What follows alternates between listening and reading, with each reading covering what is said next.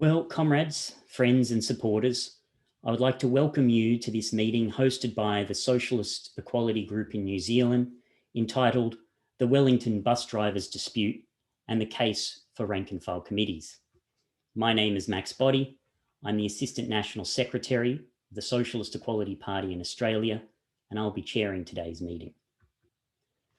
We meet today just a week and a half after the world reached the grim milestone of 4 million official deaths due to the COVID-19 pandemic.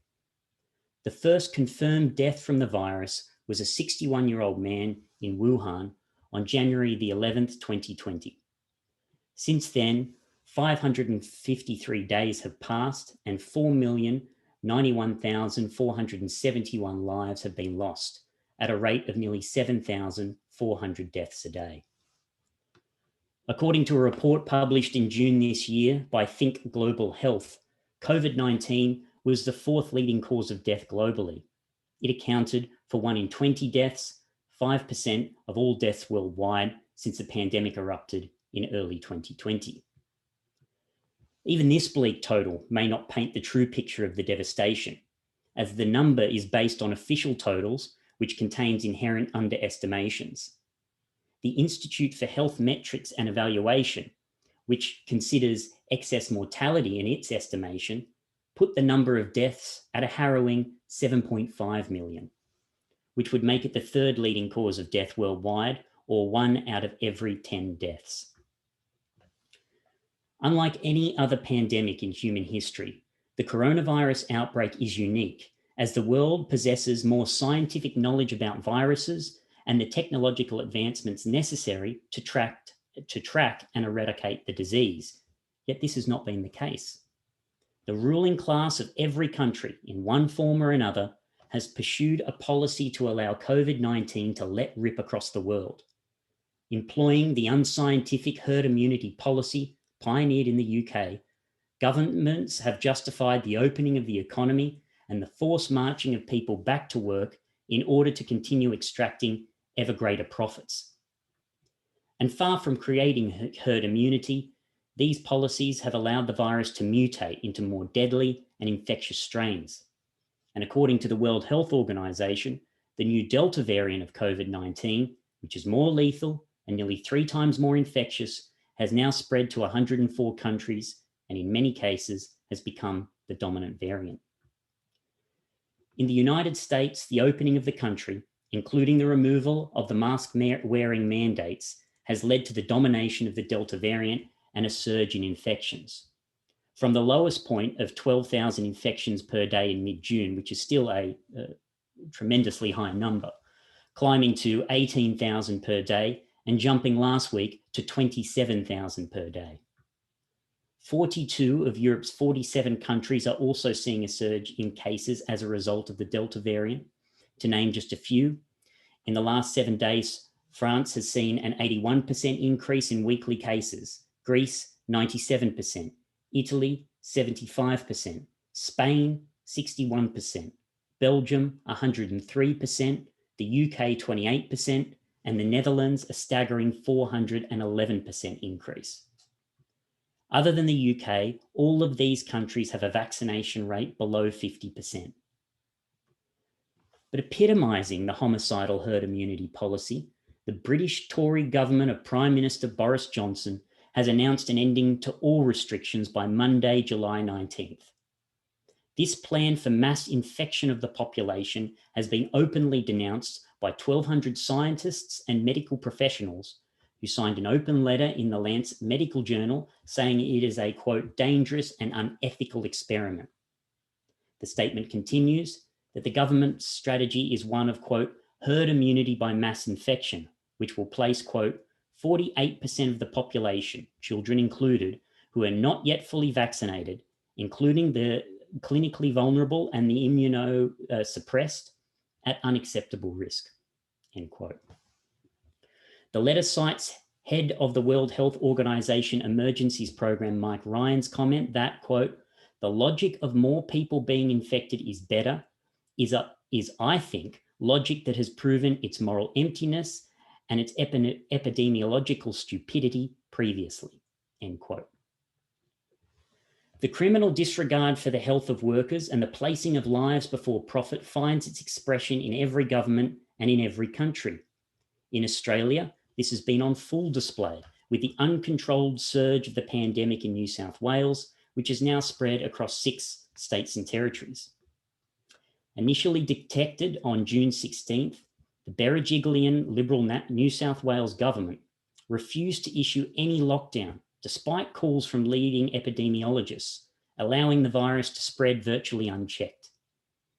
Only after 10 days, as the numbers continued to grow, did they initial partial lockdowns, dubbed mockdowns on social media, that did not include the closing of retail stores and only issued work from home orders for those who could work from home, effectively forcing millions of workers to continue to work under dangerous conditions.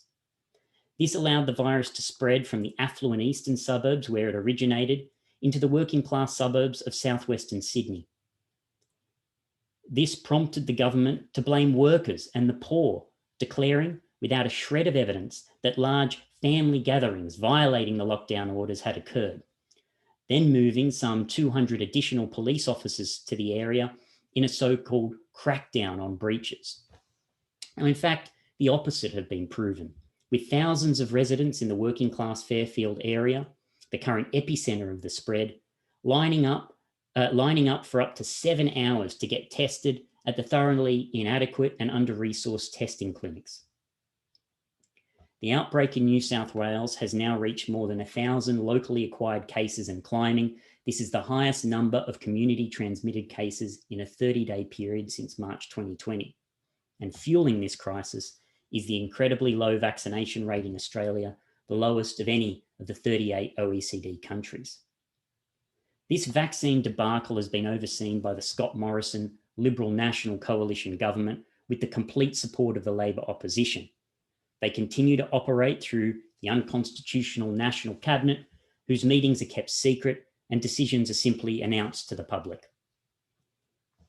Now, while the number of infections in Australia and New Zealand are low when compared to the rest of the world, something which can literally change overnight, as the current surge in New South Wales proved, the coronavirus pandemic has been no less used by the governments of both countries to oversee the destruction of jobs and funneling of wealth to the super rich. The significant stand taken by the New Zealand bus drivers against the sellout deal backed by the Tramways Union is an expression of a global resurgence of the working class against this decades-long assault on working conditions, now accelerated by the pandemic. Our first speaker today is Comrade Tom Peters. He is the leader of the Socialist Equality Group in New Zealand and a writer for the World Socialist Web Site.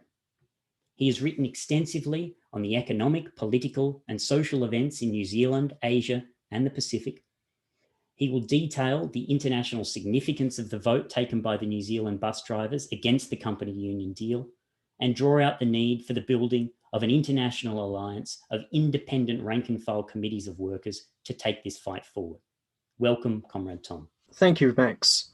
And as you said, on June the 23rd, NZ bus drivers in Wellington took a very significant stand in voting down a union-backed sellout deal, which would have further eroded their working conditions with longer hours and reduced weekend rates of pay and allowances. They defied considerable pressure from the Tramways Union, which told them that they had no chance of securing a better offer, and from the media, which portrayed it as a done deal before the vote had taken place. The unions, the media, and local politicians all portray NZ Bus as an exceptionally bad employer. However, the situation facing these 280-odd drivers is not the exception, but the rule. They are part of an emerging international movement of workers who are being driven to fight back against the increasingly ruthless attacks on their living standards and working conditions. And over the past year and a half, governments have responded to the pandemic and to the economic crisis by handing out trillions of dollars to corporations and banks in the form of bailouts and subsidies. And this unprecedented transfer of wealth to the rich is being paid for with brutal austerity measures by the working class. In New Zealand, the Ardern government announced a 3-year pay freeze in May, which affects the vast majority of public sector workers, including nurses and teachers. This government, falsely glorified as kind and progressive, is carrying out historic attacks on the working class. Just as corporations and governments in every country are, and they are relying on the trade unions, which are increasingly integrated into the structures of the state and management to suppress opposition from the working class. That is what the Tramways Union is trying to do at NZ Bus. It is helping Next Capital, the private equity firm that owns NZ Bus, to slash costs and prepare the company for sale. On its website, Next Capital says it's looking for a return on investment of 25%. That is to be gained at the expense of wages and conditions. So workers voted in April to strike after rejecting an offer that would have slashed their penalty rates, reduced annual leave from 5 weeks to 4, among other attacks. The company responded with a lockout on April 23rd, which was lifted the next day after a court injunction. On May the 20th, the union presented a second offer, which was basically unchanged, except for a one-off payment of $5,000 or $10,000 before tax. Workers rejected this again. But instead of calling strikes, the Tramways Union negotiated yet another offer. Before workers even had a chance to see what it was, the union, NZ Bus, the regional council, and the media began promoting it. And the news website Stuff declared excitedly on June the 15th, quote, "The chances of another Wellington bus strike are vanishing after a drivers' union and bus company struck a deal." A week later, however, just before the ratification meeting, the union clearly sensed that many drivers were opposed, so the pressure was ramped up. Tramways union leader Kevin O'Sullivan told the media, quote, "It's a much improved offer on what we previously rejected." And the union distributed this memo to its drivers saying falsely that the deal would retain, quote, "virtually all their terms and conditions." It then said, "If the offer is rejected, it's highly likely public support will be eroded, and rejection of this offer will leave members with no choice but to engage in drawn-out industrial action with absolutely no guarantee of success." In other words, the union told drivers, "You're on your own, and fighting for a better deal is doomed to fail." This provoked considerable anger. One driver told Stuff, or told the ratification meeting rather, "I do not like to be threatened. You do not scare people into signing something they do not want to sign." Now, the union and the media, for that matter, have not published the full details of what this offer was, and drivers were never given the entire proposed contract to review before voting, only a summary of the changes. But we know that the offer would have increased base rates of pay to $22.10, which is $2.10 above the minimum wage. The increase was to be funded by the Wellington Regional Council, and the company wouldn't have to pay anything. The unions in New Zealand falsely described $22.10 as a living wage, but even the chairman of the council, Darren Ponter, who's a Labour Party member, who enthusiastically supported the offer, admitted to Radio New Zealand that $22.10 is not enough for anyone to survive in Wellington. NZ Bus also would have reduced penalty rates from time and a half on Saturdays and double time on Sundays down to $30 and $40 respectively, and it would have scrapped the taxi allowances that workers rely on to get to work early in the morning, and extended the maximum working day from 11 hours to 12 hours. Now, the unions and their supporters in the media, as well as the pseudo-left groups, have made no comment on this vote, and to reject this sellout agreement. During the lockout on April 23rd, the Council of Trade Unions President Richard Wagstaff spoke to drivers on the picket line, where he said, "We are behind you 100%, and added that they had the support of both the council and the government. These statements were lies. 4 years after the Labour Party-led government was formed in 2017, and despite its election promises to alleviate poverty and low wages, the situation facing public transport workers and other low-paid workers has only got worse. As for the CTU and its affiliated unions, they didn't mobilise any other sections of workers in support of NZ bus drivers, including thousands of other low-paid transport workers. No attempt was made to even unify all NZ bus workers across the country. Last year, the Tramways Union agreed to a deal in Auckland covering 800 drivers, which allowed NZ Bus to maintain 14-hour working days and penalty rates that are much lower than those in Wellington. Now, we understand that Tramways Union has recently told some drivers that it has now negotiated a better offer. If this is really the case, it would prove that their previous statement that workers had to accept the cutbacks because there was no alternative was a lie.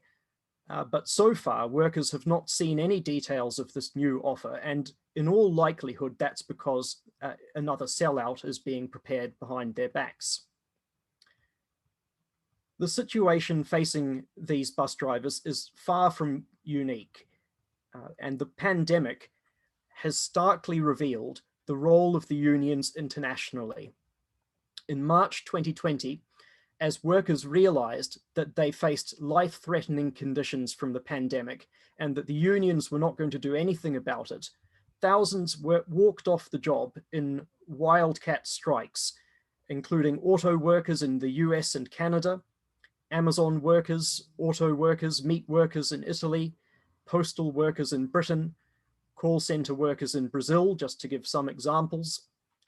And so workers were able to force governments, in some cases at least, to temporarily impose some measures to control the virus. However, against medical advice, governments prematurely began reopening the schools, shops, and factories all over the world. And the unions enforced these criminal policies, which fueled the spread of COVID-19 and caused millions of deaths. As Max said, New Zealand and Australia have not so far experienced mass deaths from COVID-19, but that can rapidly change, as we're now seeing in the case of Australia, because of the extremely low vaccination rate, among other things, which is only 1 in 10 people in New Zealand, and because the government has bowed to business demands to completely reopen, including reopening the border between New Zealand and Australia, which nearly led to an outbreak in May when an infected person arrived in Wellington from Sydney. One driver told me that he gets nervous whenever he has to pick anyone up from the bus stops near the airport. Bus drivers are in fact among those who would be most at risk of catching the virus. And during the lockdown, many of them still had to go to work. Those who didn't work because they were in high-risk age groups or other categories were significantly underpaid in Wellington during the lockdown, even though the government gave more than $100 million in subsidies to councils to pay public transport workers. Throughout the pandemic, the New Zealand unions have played the same role as their counterparts in the United States and in Europe. Last March, the nurses and teachers unions both opposed the petitions that were demanding a lockdown, until the Ardern government finally felt that it had to announce one in order to prevent a movement erupting in the working class. But as internationally, the pandemic has been used as the pretext to restructure class relations in New Zealand. The unions enforced mass redundancies, government austerity, and pro-corporate restructuring. Tens of thousands of jobs were eliminated over the past year and a half, including at Fletcher Building, Sky City, Air New Zealand, and in retail and the tourism industry. All of that was done without any organized opposition. And as a result, median incomes plummeted by 7.6% in the 12 months to the middle of 2020. Workers cannot take a step forward in defense of their jobs, wages, and lives with the present union organizations. These are unions in name only. And the International Committee of the Fourth International is calling for workers to rebel against these organizations and form new ones. On April 24, we issued a call for an international workers' alliance of rank and file committees, which stated, quote, "For the working class to fight back, a path must be created to coordinate its struggles in different factories, industries, and countries in opposing the ruling class and the corporatist unions. Rank and file committees," we said, "will be a means through which workers throughout the world can share information and organize a united struggle to demand protection for workers, the shutdown of unsafe facilities and non-essential production, and other emergency measures that are necessary to stop the spread of the virus. Naturally, conditions confronting workers vary from region to region and country to country, and these may affect the choice of tactics. But it is undeniably true in all countries that the existing bureaucratized trade unions function as an institutionalized police force determined to protect the corporate and financial interests of the ruling elites and their governments against popular resistance," end quote. Now, the tramways union's actions may have come as a shock to many of the workers here, but they don't surprise us at all. Our movement has carried out an extensive analysis of the degeneration of the trade unions. And the 1980s was a major turning point in this. In every country, the unions ceased to defend workers' interests, even in a limited sense. Their response to the unprecedented globalization of production was to collaborate with the demands of their national capitalist class in sweeping pro-business reforms to ensure that companies remained profitable and competitive on the world stage. In New Zealand, the 1980s Labour Party government, led by David Lange, eliminated national protections and subsidies and turned state-owned industries into such as forestry, the railways, and the coal mines into profit-making businesses. Tens of thousands of people were thrown out of work with the full collaboration of the unions. Similar processes were occurring internationally in the United States under Ronald Reagan, in Britain under Margaret Thatcher, and under the Labour governments of Hawke and Keating in Australia. Today, wherever workers enter into serious struggles, they immediately confront a joint enemy in the form of the unions and the company. One of the most revealing examples, which we urge everyone listening to read about, is the strike involving about 3,000 Volvo truck workers in Virginia. They are fighting against the company's plan to increase healthcare costs, eliminate the 8-hour day, and keep wages well below the rising cost of living. This strike has been completely blacked out by the media, both in the US and internationally. And that's because it reveals so clearly the need for workers to organize independently of the unions. The World Socialist Web Site wrote on July the 11th in a perspective entitled "Class War at Volvo," quote, "Throughout the struggle at Volvo, the United Auto Workers Union has systematically isolated the striking workers to impose the demands of management. It denied workers the right to even see the full agreements that they voted on, enforced an effective blackout of the struggle by refusing to inform its membership that the strike was even happening, and starved workers on strike pay of $275 a week."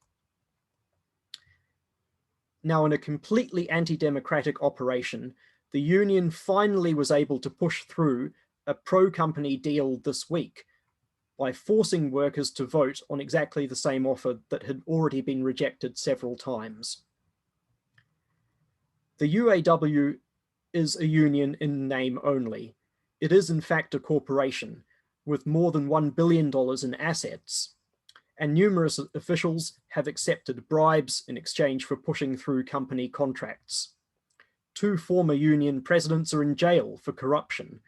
One of them was imprisoned just as the Volvo strike was getting underway.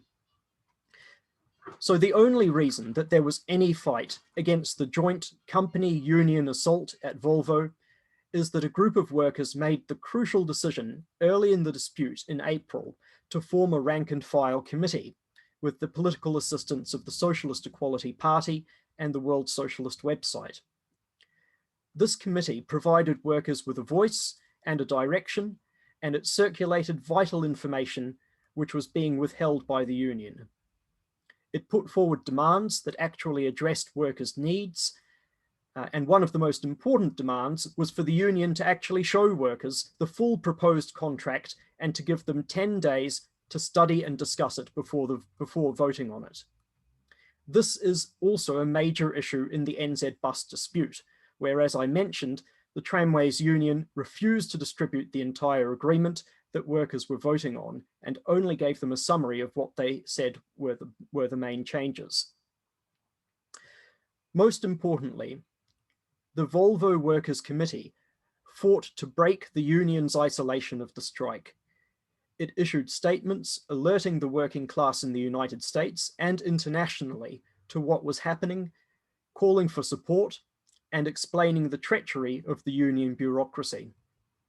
Volvo workers in Australia and in Belgium, who did not know about the strike until our movement informed them, responded with powerful statements of support. And workers at the Volvo car plant in Belgium, after learning about the strike in Virginia, decided spontaneously to walk off the job to protest an attempt by their company to extend the working day. This shows the increasingly international character of the working class, which faces the same attacks by transnational corporations everywhere in the world. And to fight back, workers need their own international strategy. This means opposing the efforts of the unions and capitalist parties to promote xenophobia and nationalism. And in New Zealand, that often takes the form of anti-Australian demagogy. For example, during the NZ bus dispute, Richard Wagstaff from the Council of Trade Unions denounced Next Capital as, quote, an Australian company out of touch with the way we conduct business in New Zealand. This sort of nationalist propaganda is only aimed at disarming workers by suggesting that New Zealand capitalists are somehow kinder. It's also intended to prevent them from linking up across borders in a common fight against ruthless transnational corporations. So a rank and file committee of NZ bus workers would make a direct appeal to those workers employed and exploited by Next Capital's other subsidiaries, including the flour processing company Lynch Group, for example, which has hundreds of low-paid and exploited workers both in Australia and in China. The unions repeat again and again the completely false and self-serving line that the Tramways Union put forward, that any real fight is impossible because other workers won't support it. But it is the unions themselves that isolate workers from each other. And a rank and file committee would seek to break through this isolation by forging links with other public transport workers, as well as in New Zealand, the 30,000 nurses and healthcare workers who are likewise seeking to fight back against austerity measures that have led to a crisis in public hospitals. I'd like to show a video here, a very brief video of the strike by nurses and their rally outside Parliament on June the 9th. I know that, as your posters say, you are here because you care. I hear your message, and we don't disagree. I think we all agree we are long overdue for a health system that looks after its workers, looks after its people, provides a working environment where people can work safely. And so we have started, we agreed with the nurses organisation on the CCDM and adding more nurses to the workforce. But we are not there yet, and there is more to do. We agreed with the nurses organisation on pay equity, and we changed the legislation so we can actually get a decent pay equity result. And we're making progress, and we're getting there. And we want to see a pay scene. So let's carry on working together to get fair pay, get more nurses, get more staffing, get more safe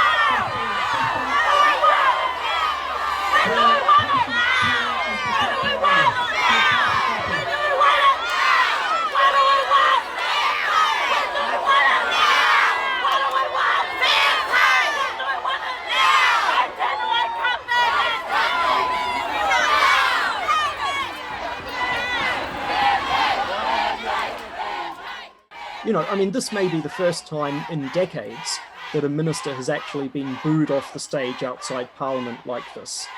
And that's because hospitals are in a crisis and they would be completely incapable with the resources they have now of coping with any outbreak of COVID-19. So I think you've just seen Andrew Little walk away and take cover with his entourage. The government is clearly shaken by this. They are extremely nervous and they are relying on the unions to end this dispute before it spreads to teachers and to others who are affected by its pay freeze. On Friday, in fact, yesterday that is, the New Zealand Nurses Organisation, in a brazenly anti-democratic move, decided to cancel a 24-hour strike that workers had voted for that was scheduled for July the 29th. The union will instead present workers with another sellout agreement, just as it did in 2018, where it presented about 4 or 5 agreements from memory. Many of them were very, very similar. And this will freeze wages and maintain unsafe levels of staffing. Workers want to fight, but they are shackled by what is a reactionary trade union bureaucracy. Like their counterparts in the United States, the unions here are led by a well-paid upper middle class layer with connections to the government, the state, the Labour Party, and big business, which has a direct interest in suppressing the class struggle and defending the capitalist system. So rank and file committees, on the other hand, would reject the lie that there's just not enough money for essential services, whether that's healthcare or public transport. They would make demands based on what workers need, not what the government or businesses say that they can afford. And we call on workers listening today to adopt a socialist standpoint in opposition to the Labour Party and all of its allies. And a core demand for a bus drivers committee, for example, would be the complete nationalisation of public transport. However, public ownership by itself is not enough. As we can see, the hospitals and schools are publicly owned and they are in a crisis because the government is prioritising the interests of the super rich. New Zealand banks have just made a record profit in the first quarter of this year of $1.64 billion, thanks to the, largely at least, to the obscenely inflated housing market, which has made it impossible for millions of workers to own a house and is driving up rental costs as well, including for bus drivers. So what is required and what we are calling for is a complete transformation of society along socialist lines, including the abolition of the profit system, in order to redirect tens of billions of dollars from the coffers of the rich to where they are actually needed in basic services and infrastructure and jobs. And the only party fighting for this program is the International Committee of the Fourth International, the World Trotskyist Movement. So we urge all of you here today, if you're not already, a member, to join the Socialist Equality Group and fight to build it as the New Zealand section of this World Party. So thank you very much for listening. Thank you, Comrade Tom. We have two more speakers today at this meeting. James, who I'll introduce very soon, who is a railway worker, and David O'Sullivan, who is a London bus driver and a member of the London Bus Drivers Rank and File Committee, who I'm very pleased to welcome to our meeting today. After David's speech, we will then open up for any questions and answers, which if you have any questions, even in the course of these next speeches, please put them in the chat panel. You can find the button for the chat in the bottom part of the screen. Make sure you send it to all panelists and attendees, or you can use the Q&A panel. After questions and discussion, we will make some announcements and then call for a collection for our fund. So that's how we'll proceed. But before we get to that, I'd like to introduce our next speaker today, who is James Smith, a rail worker who has worked for Wellington Railways for more than a decade. He will focus today on the restructuring of the railways under Labor and national governments, which parallels what has happened to bus drivers. So welcome, James. Hi, thanks, Max. Yes, I'll begin. The current situation facing bus and rail workers is the outcome of decades of right-wing restructuring by Labour Party and National Party governments, assisted by the trade union bureaucracy. Globalization of production ended the viability of all previous programs of limited reform based on national economic regulation by integrating the world economy with critical advances in technology. In New Zealand, the 1984-1990 Labour government abandoned its reformist policies and unleashed an historic assault on workers. The trade unions accepted their new role as industrial policemen. The attacks in New Zealand mirrored what was happening in the United States with the firing of the PATCO air traffic controllers by the Reagan government, the privatization of the British rail system in the early 1990s, and similar attacks in Australia. Workers paid the price for deindustrialization with a drastic rise in social inequality, while the rich got richer than ever before. The attacks on the jobs and conditions of bus and rail workers in New Zealand have their roots in the privatization of transport services begun under Labour and continued by subsequent governments.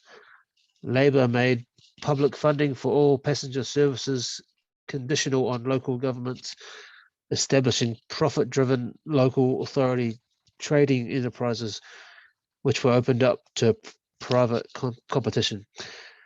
In 1992, the Auckland Regional Council divested itself of direct ownership of all passenger transport. Throughout the country, a public-private operating model was established whereby local authorities heavily subsidised private bus and train operators who bid on contracts on the basis of heavy cost-cutting and attacks on workers' conditions. In the major cities, these attacks have been overseen by Labour Party-led councils. This is the case in Wellington today, where the Greater Wellington Regional Council contracts for bus operators and the commuter rail service according to whichever companies offer the lowest costs. Not only has this meant a continual assault on bus drivers and other transport workers, it has produced a grossly inefficient and shambolic, incompetent transport system with skilled, experienced workers and supervisors coming into conflict with moronic managers and other administrative type staff and the like, who have no experience in the industry and the managing of the transport system. We are now meeting in the middle of another historic worldwide economic crisis triggered by the COVID-19 pandemic. The response of governments, including the Labour government in New Zealand, has been to hand out tens of billions of dollars to the corporations while overseeing the further destruction of jobs, wages, and conditions. To organise a fight back, we are calling for workers to take up the political perspective of socialist internationalism. The working class must break free from the bureaucratic shackles and the nationalistic pro-capitalist policies of the trade unions. The International Committee of the Fourth International calls for the formation of an international workers' alliance of rank-and-file committees. Workers need new democratic militant organizations to lead and unite their struggles against the ruling class and the capitalist system on a global scale. The major onslaught on railway workers in the 1980s contains important lessons for bus drivers and others who are now coming into struggle.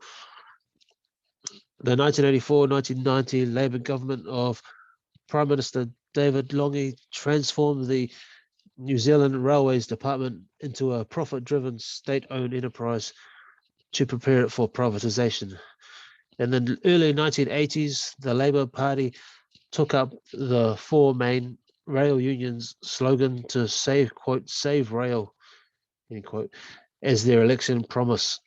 This was quickly ditched after they won in 1984. By 1990, over 13,000 jobs had been destroyed. Workers tried to fight back, rail workers that is, holding small protests and strikes in different parts of the country. The railway unions kept these workers isolated and refused to mobilize against Labour's right-wing agenda. In fact, as we have documented on the World Socialist Web Site, the Labour Party and the leaders of New Zealand Rail praised the unions for working constructively to ensure orderly redundancies on a massive scale. In the early 1990s, the rail unions backed a completely toothless petition to the new National Party government opposing privatisation and urged those workers who still had a job to re-elect the Labour Party. These rail workers demonstrated what they thought of this when they told the Rail and Maritime Transport Union, newly formed in 1995, to disaffiliate from the Labour Party. In 2006, however, the union reaffiliated to Labour, and it has donated hundreds of thousands of dollars to this anti-working class party's election campaigns. National sold New Zealand Rail in 1993 for $328 million to a joint New Zealand-US private consortium, which ran down infrastructure and closed down rail workshops and 4 more regional passenger services. In 2003, the Labour government of Helen Clark helped prepare the rail network for sale to the Australian-based Toll Holdings with a $75.8 million government handout. The government then bought back the railways for $690 million in 2008, more than twice what it was initially sold off for. The RMTU applauded the renationalisation of what is now called KiwiRail, but services are still run along business lines with frequent restructuring at the expense of workers. In Auckland and Wellington, the council contracts Transdev to run commuter rail services. This is a French multinational corporation operating bus and rail in over 18 countries. You can find articles on the WSWS about Transdev's attacks on workers in the US, Germany, and Australia in recent years. In July 2016, the GWRC, led by Labour and Green Party politicians, awarded a 15-year contract to Transdev and maintenance subcontractor Hyundai Rotem to operate the Wellington passenger rail network. Transdev said it would save the council $100 million to be achieved by freezing wages and attacking workers' job conditions. The RMTU has since then ratified a series of about 4 collective agreements covering over, give or take, 400 Wellington rail workers, with pay rises hardly covering inflation and now completely outstripped by the cost of living. Workers held a 24-hour strike in November 2017 against threats that the company would reduce penalty rates for 44 Hyundai Rotem employed maintenance workers, reduce staffing, and enforce employer demands around leave and allowances. The company and the union agreed to remove the clawbacks from the final agreement, but this was only a ploy. After the deal was sold in April 2018, the council unveiled a new bus and rail timetable and new rosters for rail workers. Transdev announced 11 full-time passenger operators would be made redundant or redeployed. At the same time, July 2018, the council hired New Zealand bus company Transit to operate 60% of Wellington bus routes. The company proceeded to scrap these drivers' penalty rates, setting a benchmark for New Zealand bus. Transdev Wellington is plagued with staff shortages of train managers and part-time passenger operators. The latter now receive a miserable $22.26 an hour, which is falsely described by these unions as a living wage. Some passenger operators, or clippies as we call them, rely on split shifts or irregular extra shifts for a decent income, while many have given up for attaining full-time work and quit the job. The Tramways Union, RMTU and First Union in Auckland have turned themselves into industrial policemen dedicated to keeping each section of workers separate from each other, suppress strikes and impose deals that impose wages and conditions that these workers cannot live on. Workers get left in the dark with bare minimal details released, if much at all. Renewed union company collective agreements, such as the Transdev Hyundai Rotem / RMTU MECA 2019 to 2022 three-year term, only release these contracts as full booklets after they have actually been ratified. So basically, agreeing with what Tom said about the only giving out minimal details of what the company seeks to change. And also the union's various claims are usually meaningless, and things like uniform allowances, that kind of thing, which we used to have. The union bureaucracy tells workers they are the union, but only the naive believe this. Their interests rest not with workers, but with the profit interests of corporations and the 2017 present Labour government in particular. Ever since the Labour government of Prime Minister Jacinda Ardern came to power, chaired on by the trade unions, it has kept the previous national government's public transport operating model. Labour, the Greens, and New Zealand First all postured as opponents of private operation when in opposition. These election time statements have proved to be completely worthless, just like Labour's promise in 1984 that it would save rail, which was followed by an all-out assault on rail workers. Bus and rail workers must draw the lessons of the past 40 years of attacks. Labour and the union bureaucracy stand on the side of the ruling class. The task of workers is to take up the fight for socialism. That means build new workplace committees that workers actually control and that can unify workers' struggles within New Zealand and with workers in Australia and other countries, and build a new party based on the perspective of socialist internationalism. Thank you. Thank you, James. I'm very pleased to welcome our third and final speaker today, David O'Sullivan, who joins us from the UK. I believe it's early morning there, so thank you for joining us at this early time. David is a member of the London Bus Drivers Rank and File Committee, was unfairly sacked for upholding the rights of workers to health and safety during the pandemic that has killed more than 60 London bus drivers. So thank you for joining us today, David, and I give you a very warm welcome. I must begin by extending solidarity to the struggle of New Zealand bus workers in Wellington. Your courageous and repeated rejection of the sellout deal by the union and the company aimed at slashing pay and conditions shows your determination to fight. It's part of a new mood of resistance among workers internationally. And I must say that this is the beginning of an alternative perspective that's being put forward here in this meeting. It's a very important meeting today. Here in the UK, we face the same problems as you, with attacks on pay, long hours, and every aspect of our working practices, with the pandemic being used to pile on the agony.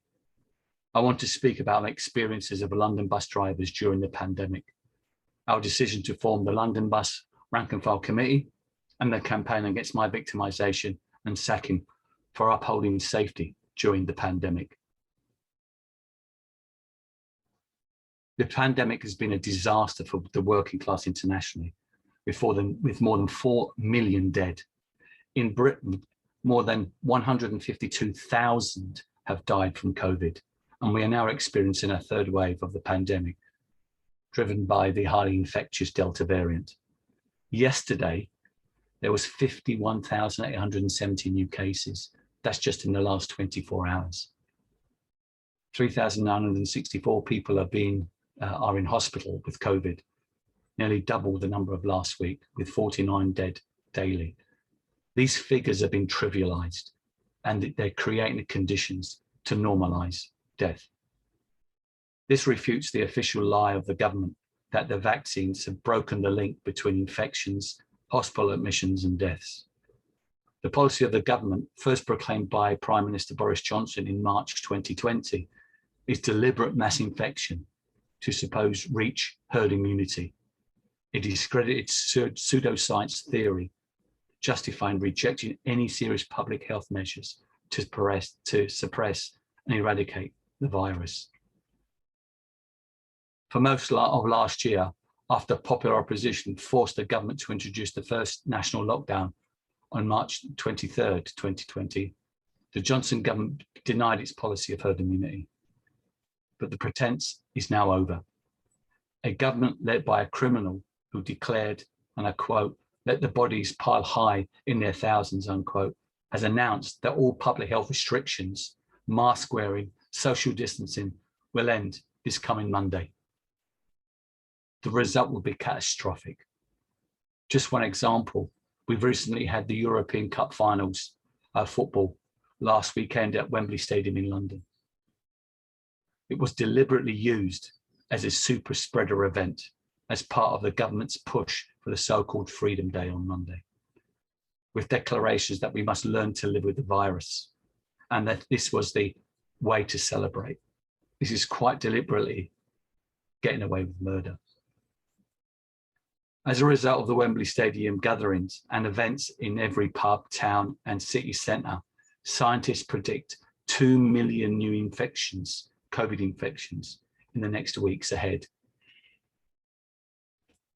Every day when we go to work, we're worried about catching the virus with packed buses and tubes. There was no lockdown for bus drivers. At least 60 bus drivers have already died of COVID. And all of these, one must say, are preventable deaths, while hundreds more were infected, as unknown numbers have been suffered from long COVID. At my garage in Cricklewood, Northwest London, during the first wave of the pandemic, we lost our respected colleague, Isra Ali. 2 other co-workers were placed on a ventilator and received the last rites. Thankfully, doctors and nurses were able to save them. But within months, despite long-term complications, they were being pressured to return to work. One has been forced back to work, while the other was sacked on medical grounds. How has this happened? All this has been allowed and enforced by the Labour Party and the trade unions. In New Zealand, you've got a Labour government. In Britain, we've got a Labour Party that is in de facto coalition with the Tories. Labour's policy during the pandemic has been that of restructuring opposition or constructive opposition, a policy pioneered by Jeremy Corbyn and perfected by Sir Keir Starmer. The trade unions have worked with the government throughout the pandemic. It was they who forced workers back into unsafe workplaces after the first lockdown ended. The TUC, the Trade Union Council, General Secretary Francis O'Grady, drafted a document called, and I quote, "A Trade Union Approach on How to Manage the mass return to work, unquote. It declared that the TUC does not take a position on science or how to manage the pandemic or the speed or nature of any return to work. The union's role is one of naked collusion.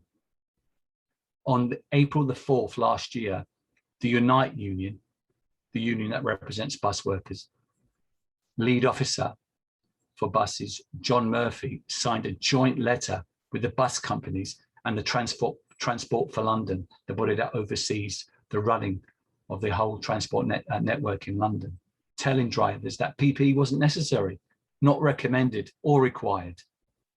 Under these conditions, drivers were being hospitalised with COVID, and the union's blatant defence of the government and the bus operators created an uproar. Drivers tried to take matters into their own hands by taping off the seats around the drivers, placing cling film on the screens, and only opening the middle doors to keep passengers away from drivers. But despite these measures, 30 bus drivers died of COVID between April and May 2020. It was clear that the actions of Unite, that bus drivers were fighting on a war of two fronts. We not only faced the attacks of Johnson government, Labour Mayor of London, Sadiq Khan, and the bus companies, but also the betrayals of the union. That's why we took the decision to form the London Bus Rank and File Committee. The anger of bus workers needed leadership, an alternative political programme, an independent organisation of struggle. And this is the importance of this meeting today. I must stress that. In early January, members of the Rank and File Committee at Cricklewood learned about a new outbreak of infections involving up to 12 workers. One of the drivers died, but information was being concealed by the company and the union. The committee decided to act, disputing an emergency statement alerting drivers to the spread of infections and informing them of their rights to a safe workplace under Section 44 of the Government Employment Rights Act. Section 44 gives employees the legal right to refuse to work in circumstances of danger, with employees reasonably believing to be serious and imminent. Employees can remove themselves from the workplace until appropriate steps are taken to protect themselves or others in danger. Britain's largest trade union, including Unite and the National Educating Union, had promoted Section 44 during the pandemic as a way of deflecting calls for strike action. They promised they would back individual workers who cited Section 44, but also left it up to the individual workers themselves to do so. But events at my garage exposed the union's opposition even to using this legislation to protect themselves.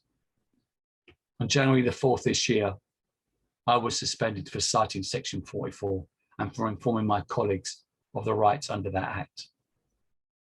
At my disciplinary hearing, Unite provided trumped up evidence to help get me sacked. They falsely claimed that I was taking unlawful strike action. This is what the unions are, the police force on behalf of the companies and the government. The word union is a misnomer. It should be called disunion. That's why an independent organisation must be built.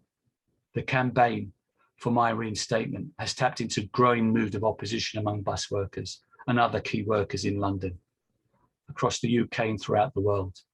In just a few weeks, more than £10,000 was donated to take my claim for unfair dismissal to the Employment Tribunal. It's a test case for the rights of all workers during the pandemic. And I would like to thank and take this opportunity to thank New Zealand and Australians who have donated and left messages of support, and thank everybody here who wishes to give their backing also. The New Zealand bus workers are in the middle of an important struggle. The meeting today is critical, and I must emphasize, it's critical because it enables workers here to draw the lessons from the experiences of workers in the United States, Britain, and all over the world. There is no other avenue for this. The pandemic is just a public health emergency, is not just a public health emergency, it's a trigger event, igniting an underlying economic, social, and political breakdown of capitalism. While COVID infections are not at the same level in New Zealand, no country and no section of workers can wall itself off from this global crisis. The strike in Wellington and similar strikes in Australia show we are facing a common struggle as the pandemic is used to slash jobs, pay, and terms and conditions.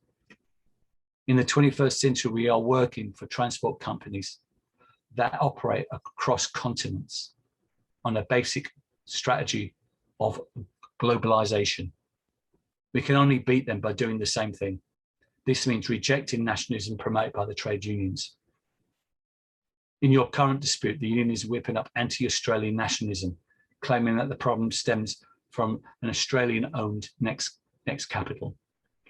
We saw the same ridiculous nonsense in the UK during the recent pay strikes against French-owned RATP bus company.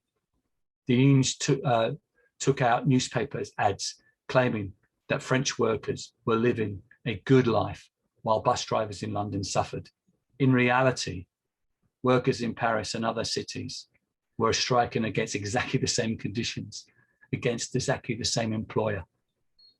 Nationalism was used to isolate the dispute and enforce a continuous race to the bottom. The outcome was a sellout agreement and an effective pay cut. The unions in the pro-capitalist program are a dead weight and must be removed. The international labour force of 3.4 billion people, if it is united globally against capitalism, the working class will be an unstoppable force. This is the importance of the call issued on May Day for an international worker alliance of rank and file committees. Its aim is to provide a global strategy and leadership in the struggle emerging in every country against the resurgent pandemic, austerity, authoritarianism, militarism, and war. I urge my brothers and sisters in New Zealand to join forces with us in this fight. I think this is the most important questions that faces bus workers and every worker today. Thank you very much for having me.